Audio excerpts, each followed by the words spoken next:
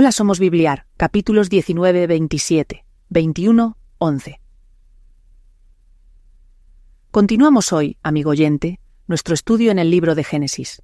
Nos encontramos ya al final del capítulo 19 de este primer libro del Antiguo Testamento, y comentábamos en nuestro programa anterior que Lot en realidad no había ganado mucho cuando se fue a vivir en la ciudad de Sodoma. Había perdido todo, menos su propia alma, y dijimos que esto es una imagen de muchísimas personas hoy en día, que no quieren juzgar el pecado en su vida. Son salvos, pero solo así como por fuego. El Señor ha dicho de una manera muy definida, que cuando los hombres rehúsan juzgar el pecado en sus vidas, Él lo juzgará. Y al parecer, ese es el caso de Lot. Bien, no queremos dejar este capítulo sin dar un vistazo a Abraham. Leamos los versículos 27 y 28 de este capítulo 19 de Génesis que estamos estudiando. 27. Y subió Abraham por la mañana al lugar donde había estado delante de Jehová. 28. Y miró hacia Sodoma y Gomorra, y hacia toda la tierra de aquella llanura miró. Y he aquí que el humo subía de la tierra como el humo de un horno. Gémidas 19, 27, 28. Cuando Abraham miró hacia allá, creemos que en su corazón sintió tristeza. No estamos seguros si él sabía que Lot había escapado. No te olvides de suscribirte, seguir con el estudio diario y ver los videos hasta el final. Que Dios te bendiga. Abundantemente, gracias. Génesis 19 comienza con una escena escalofriante. Abraham, el padre de la fe, se levanta temprano y va al lugar donde había estado delante del Señor. Mira hacia Sodoma y Gomorra. Lo que ve le rompe el corazón. El humo se eleva de las ciudades como el humo de un horno. Dios había hecho llover fuego y azufre. Había destruido las ciudades y a todos sus habitantes. Abraham conocía la maldad de esas ciudades. Había suplicado a Dios que las perdonara si encontraba, aunque fuera a unas pocas personas justas. Pero no había ni siquiera 10. Solo Lot, su sobrino y su familia se habían salvado. La destrucción de Sodoma y Gomorra sirve como un crudo recordatorio. El pecado tiene consecuencias. Dios es paciente, pero también es justo. No tolerará la maldad para siempre. Este evento sirve como advertencia a todos los que quieran seguir los pasos de esas ciudades malvadas. Esta historia no trata solo del juicio. Se trata de la gracia de Dios. Dios salvó a Lot y a su familia. Les dio la oportunidad de empezar de nuevo. Este es un recordatorio de que incluso en medio del juicio, Dios es misericordioso. Mientras Abraham contemplaba las ruinas humeantes, su corazón sufría. Había suplicado a Dios por Sodoma, negociando por las vidas de los inocentes. ¿Podría haber 50 personas justas dentro de las murallas de la ciudad? ¿45? Bajó el número hasta llegar a 10. Sin embargo, incluso esa cifra resultó demasiado alta. La compasión de Abraham brilla a través de este difícil pasaje. Él comprendía la gravedad del pecado, pero también se aferraba a la esperanza de la redención. Su voluntad de interceder por Sodoma revela a un hombre de profunda fe y amor. Nos recuerda que nosotros también debemos ser intercesores por un mundo perdido en el pecado. Esta historia no es simplemente un relato histórico, es un testimonio del poder de la oración. Aunque el destino de Sodoma estaba sellado, la intercesión de Abraham no fue en vano. Dios escuchó su súplica y honró su petición de salvar a Lot y a su familia. Este acto de misericordia nos recuerda que nuestras oraciones no son palabras vacías. Llegan a los oídos de un Dios amoroso que escucha el clamor de sus hijos. Dios desea una relación. Anhela que nos acerquemos a Él, que compartamos nuestros corazones y nuestras cargas. El ejemplo de Abraham nos anima a acercarnos a Dios con valentía, a interceder por los demás y a confiar en su amor y misericordia inquebrantables. En marcado contraste con el desapego de Abraham, la historia de Lot es una advertencia. Él tuvo la oportunidad de dejar Sodoma. Sin embargo, dudó. Parecía casi reacio a abandonar la ciudad, aun conociendo su maldad. Esta renuencia dice mucho sobre la naturaleza insidiosa del pecado. Incluso ante un peligro inminente, puede ser difícil liberarse. El apego de Lot a Sodoma sirve como un poderoso recordatorio del peligro de la mundanalidad. El apóstol Juan nos advierte en 1 de Juan, capítulo 2, verso 15, «No améis al mundo ni las cosas que están en el mundo. Si alguno ama al mundo, el amor del Padre no está en él». La historia de Lot ejemplifica esta misma verdad. Su amor por las cosas de este mundo, por las comodidades y la seguridad de Sodoma, lo cegó al peligro espiritual en el que él y su familia se encontraban. Esta es una lucha atemporal para los creyentes. Vivimos en un mundo que nos bombardea constantemente con mensajes de materialismo, autocomplacencia y gratificación instantánea.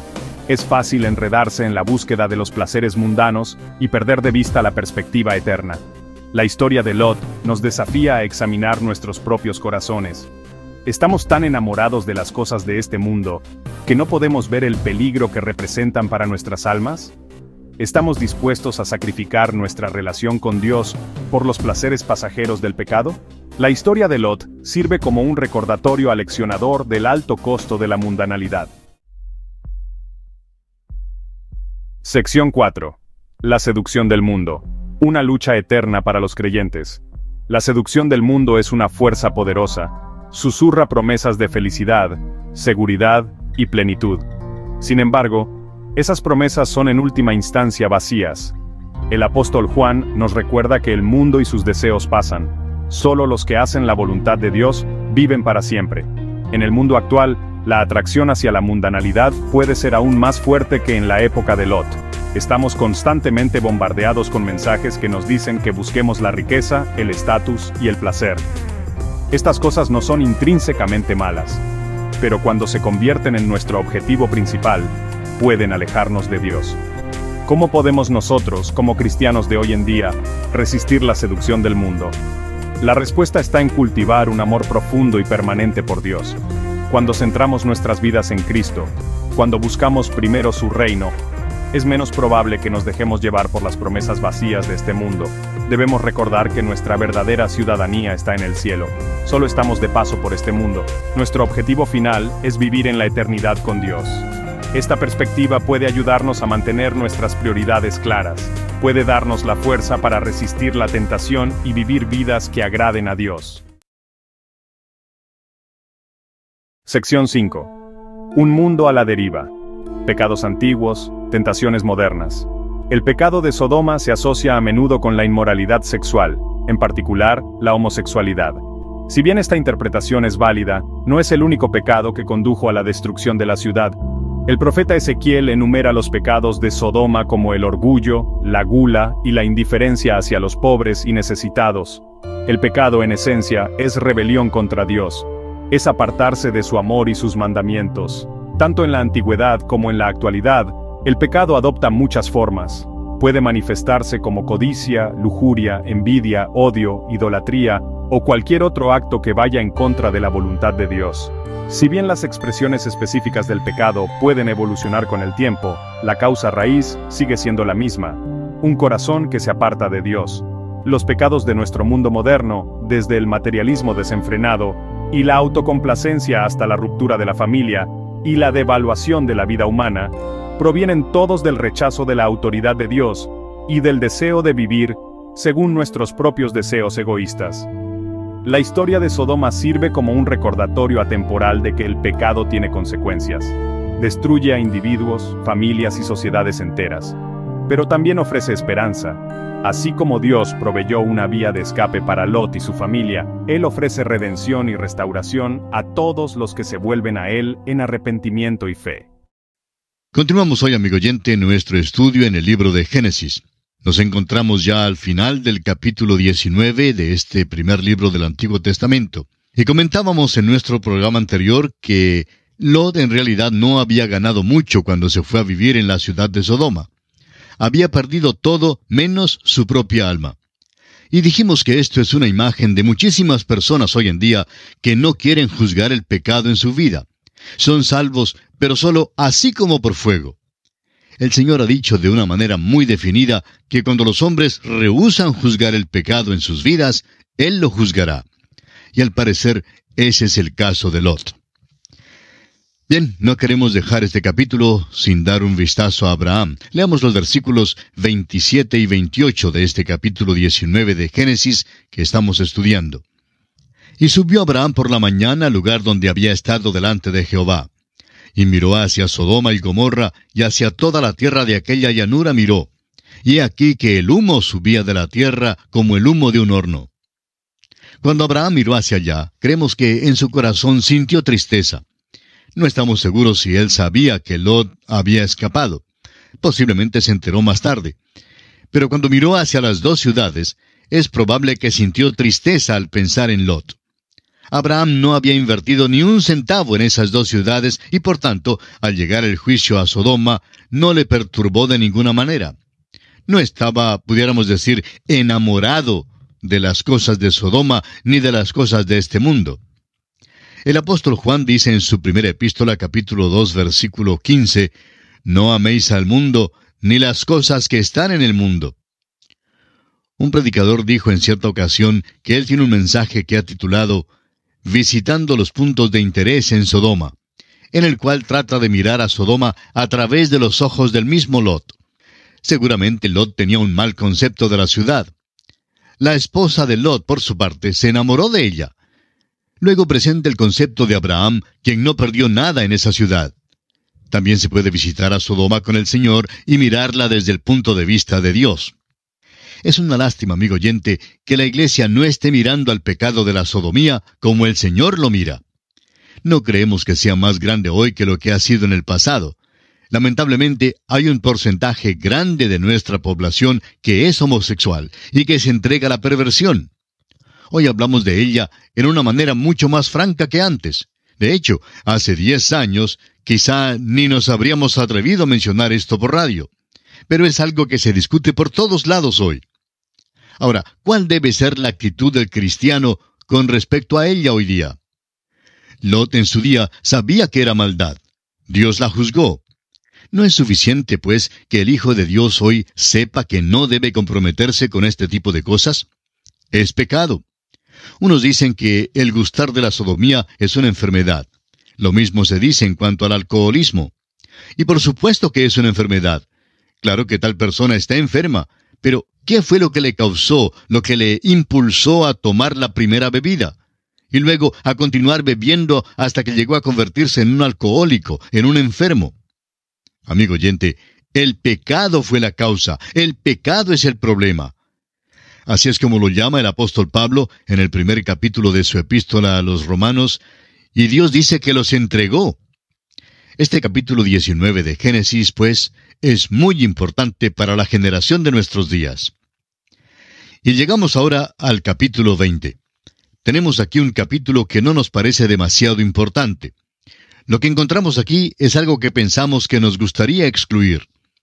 Abraham repite el pecado que cometió con respecto a Sara cuando bajó a la tierra de Egipto. Mintió acerca de ella y la llamó su hermana. Ahora una vez más se repite esta misma historia. Uno se pregunta por qué se incluye esto en este capítulo aquí. Bueno, parece que es tan necesario, así como es necesario una quinta pata para la vaca. Sin embargo, está incluido por una razón muy importante, amigo oyente.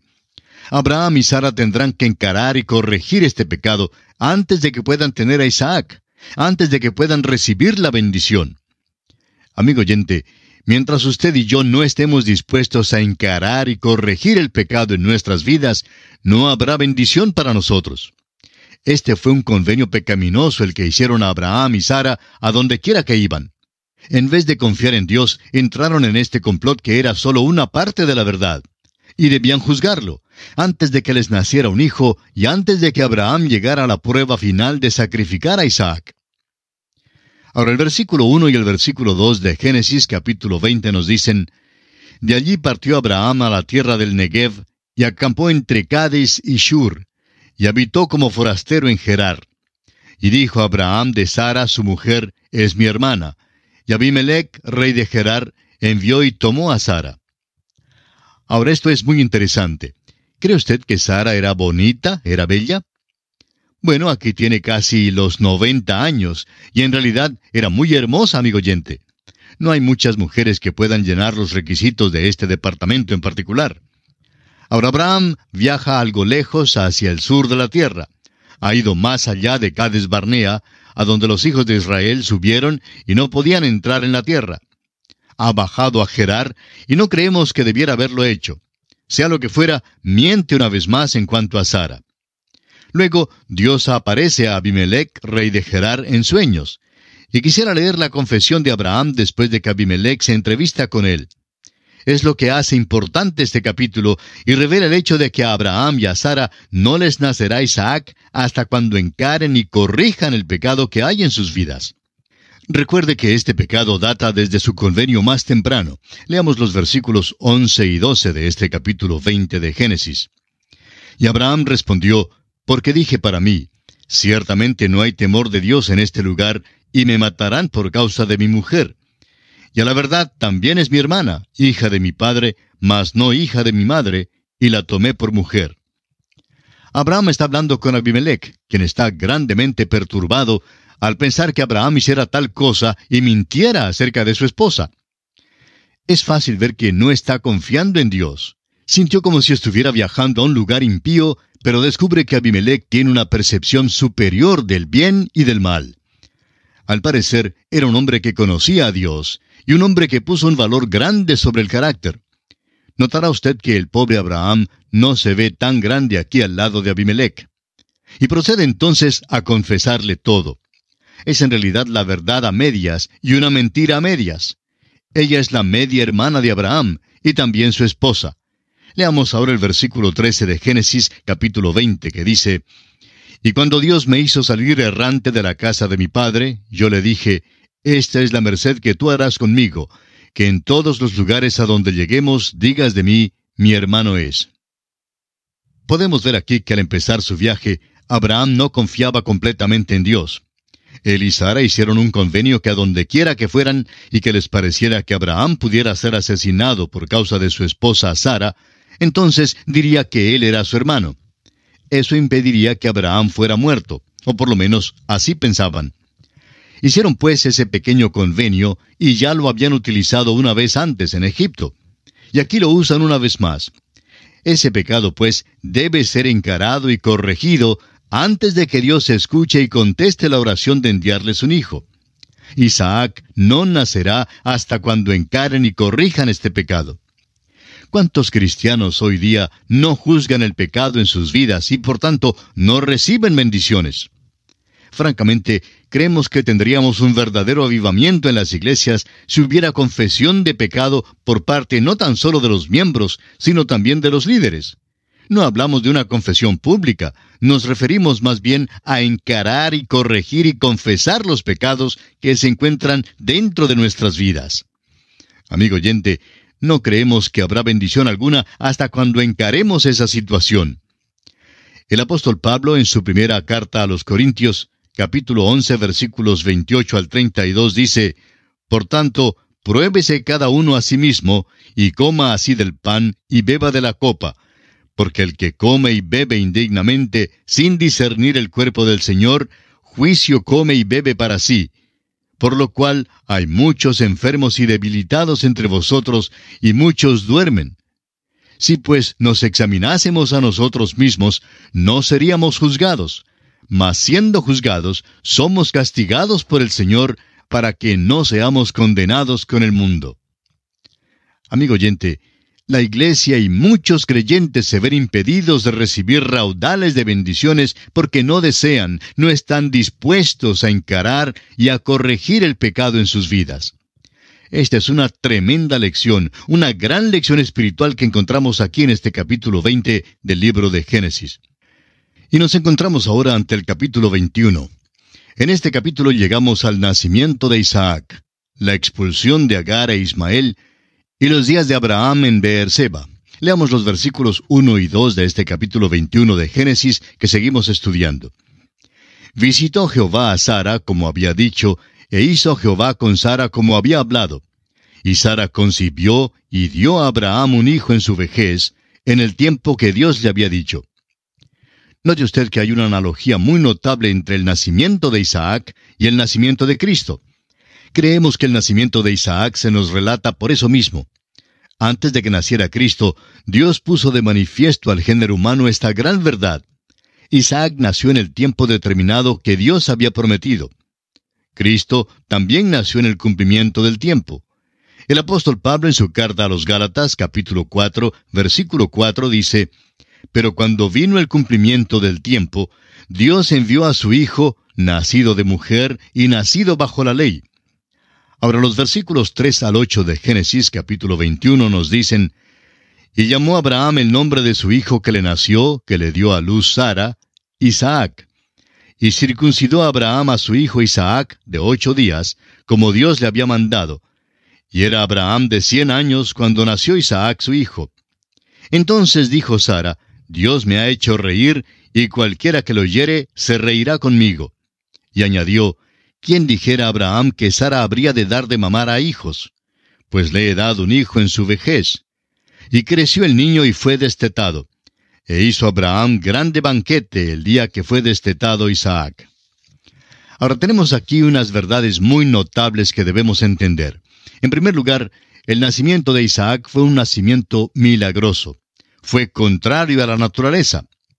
Pablo, en el capítulo 4 de su epístola a los Romanos, el cual ya hemos leído anteriormente, dice que Abraham no consideró su cuerpo que estaba ya como muerto, ni consideró la esterilidad de la matriz de Sara, sino que tuvo fe en Dios. Así pues, de la muerte Dios produce la vida. Este es un nacimiento milagroso. Y debemos tener en cuenta que Dios no presentó de repente algo nuevo en el nacimiento sobrenatural de Jesucristo. Comenzó a preparar a los hombres para tal evento, y así, mucho antes, allá en el nacimiento de Isaac, tenemos un nacimiento milagroso. Vimos en el capítulo anterior cómo Dios tuvo que contender con Abraham y Sara antes de que naciera Isaac. Ellos tuvieron que reconocer que ellos mismos no podían hacer nada, que sería imposible para ellos. Abraham tenía 100 años y Sara tenía 90 años. En otras palabras, el nacimiento de Isaac tiene que ser un nacimiento con el cual ellos realmente no tuvieron nada que ver. Leamos ahora los versículos 9 y 10. Y vio Sara que el hijo de Agar la egipcia, el cual ésta le había dado a luz a Abraham, se burlaba de su hijo Isaac. Por tanto, dijo a Abraham: Echa a esta sierva y a su hijo, porque el hijo de esta sierva no ha de heredar con Isaac mi hijo. La llegada del pequeño Isaac al hogar ciertamente produjo mucha dificultad. Ismael, el hijo de Agar, se burla del nuevo pequeño de la familia. Y aquí empezamos a notar la naturaleza y el carácter de este niño Ismael. Hasta aquí parece que había sido un niño bueno, pero ahora, con la llegada del nuevo niño a la familia, él se presenta como realmente es. Y esta es una ilustración del hecho de que un creyente tiene también dos naturalezas. Antes de ser convertido, uno tiene una naturaleza vieja, la cual le controla. Uno hace lo que quiere. Y cuando uno hace lo que quiere, pues no siempre hace lo mejor. Pero no hay otra naturaleza en uno. Pero cuando uno nace de nuevo en la familia de Dios, uno recibe una naturaleza nueva. Y cuando uno recibe esa nueva naturaleza, entonces es cuando comienza el problema.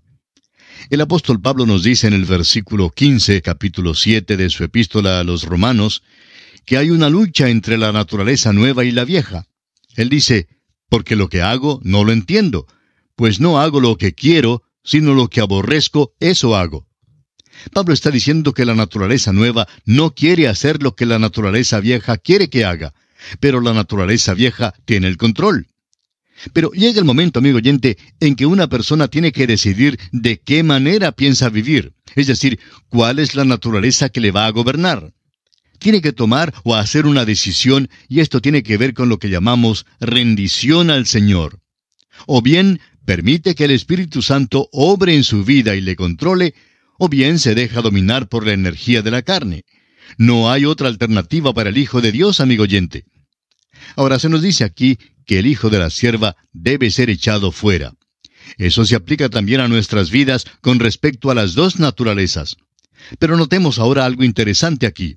El versículo 11 del capítulo 21 de Génesis dice: Este dicho pareció grave en gran manera a Abraham a causa de su hijo. Después de todo, en cuanto a la carne, Ismael es su hijo tanto como lo es Isaac.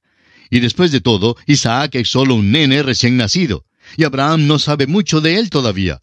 Pero en cambio, este niño Ismael ha estado en el hogar todo este tiempo, y Abraham se ha encariñado y se ha pegado mucho de él.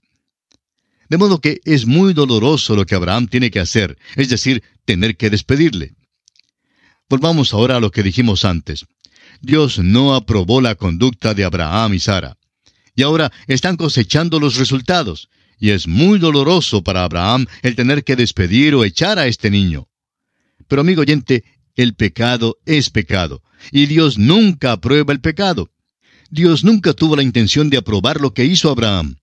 Fue pues un dolor para él, pero Dios no podía aceptar a Ismael en lugar de Isaac. Isaac era el hijo de la promesa.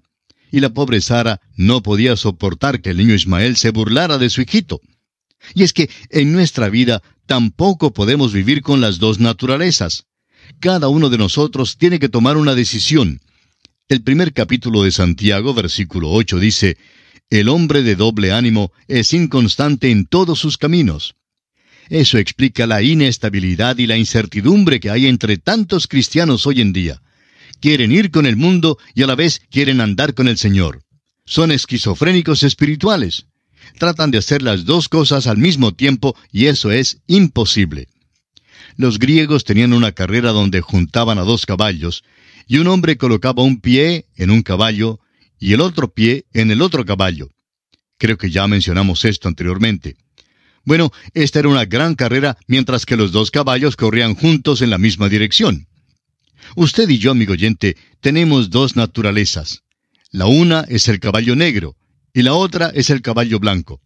No se puede ligar a los dos, no correrán juntos. Uno corre por una senda y el otro corre en la dirección opuesta. Y usted, amigo oyente, y yo tenemos que decidir por cuál senda vamos a caminar. Tenemos que ir con un caballo o con el otro, con una naturaleza o con la otra. Por eso se nos dice allá en Romanos capítulo 6, versículo 13, «Ni tampoco presentéis vuestros miembros al pecado como instrumentos de iniquidad, sino presentaos vosotros mismos a Dios como vivos de entre los muertos, y vuestros miembros a Dios como instrumentos de justicia». Y en el capítulo 8 de esta misma epístola a los Romanos, versículos 3 y 4 dice, «Porque lo que era imposible para la ley, por cuanto era débil por la carne, Dios, enviando a su Hijo en semejanza de carne de pecado, y a causa del pecado, condenó al pecado en la carne, para que la justicia de la ley se cumpliese en nosotros, que no andamos conforme a la carne, sino conforme al Espíritu». La ley trató de asirse, de agarrarse del hombre, pero la naturaleza vieja no pudo llenar los requisitos de la ley. En cambio, el Espíritu de Dios sí pudo hacerlo. Este es el gran mensaje que encontramos aquí en este capítulo. Luego notará usted que el niño creció y fue destetado, y Abraham hizo un gran banquete para celebrar este acontecimiento. Primero, este niño vivía para alimentarse, para nutrirse de la madre. Luego vino el día en que tuvo que ser destetado. El apóstol Pedro en su primera carta, capítulo 2, versículo 2, nos dice, «Desead como niños recién nacidos la leche espiritual no adulterada, para que por ella crezcáis para salvación». Ahora, amigo oyente, llega el día cuando de veras usted querrá salir de la niñez, y por tanto no debe leer solamente el Salmo 23 y el capítulo 14 del Evangelio según San Juan. Esos capítulos, claro está, son maravillosos. Pero en vez de leer solo esos capítulos, usted debe tratar de leer a través de toda la Biblia. No debe quedarse un bebé todo el tiempo, debe crecer. Amigo oyente, nos hace falta a todos crecer, igual como el pequeño Isaac, que tuvo que crecer y ser destetado. Deseamos mencionar aquí que el carácter de Ismael, el cual empezamos a ver que se revelaba, esa naturaleza que vemos manifestándose más adelante en aquella nación, una nación antagónica. Su mano está contra su hermano, y esa ha sido la historia de esa nación por todos los siglos, y todo comenzó aquí mismo. Ya hemos sugerido que hay una comparación entre el nacimiento de Isaac y el nacimiento del Señor Jesucristo. En realidad, hay como una anticipación del nacimiento de Cristo que está puesta delante de nosotros. Dios no presentó de repente un nacimiento virginal sobre el género humano. Había ejecutado ya unos nacimientos milagrosos antes de aquel. El nacimiento de Sansón, por ejemplo, fue milagroso. También el nacimiento de Juan el Bautista. Aquí, pues, se presenta el nacimiento milagroso de Isaac. Y quisiéramos ahora dirigir su atención a la comparación entre estos dos nacimientos, el de Isaac y el del Señor Jesucristo. En primer lugar, notamos que ambos habían sido prometidos. Usted recordará que cuando Dios llamó a Abraham para que saliera de Ur de los Caldeos, 25 años atrás, Dios había prometido que le nacería un hijo. Dios les prometió a Abraham y a Sara un hijo. Luego pasaron 25 años y Dios cumple su promesa. Dios había dicho a la nación de Israel que una virgen concebiría y daría a luz un hijo. Llegó el día cuando en Belén de Judea tuvo cumplimiento esta profecía. Cristo Jesús nació de una virgen. Ambos nacimientos, pues, habían sido prometidos. En segundo lugar, notemos que en ambos casos transcurrió largo tiempo entre la promesa y el cumplimiento de ella. Y esto lo consideraremos ya en nuestro próximo programa, porque nuestro tiempo ha tocado a su fin en esta oportunidad. En la continuación de este estudio, retornaremos a su receptor y confiamos que usted volverá a sintonizarnos. Será pues, hasta pronto, y que el Señor le bendiga es nuestra ferviente oración.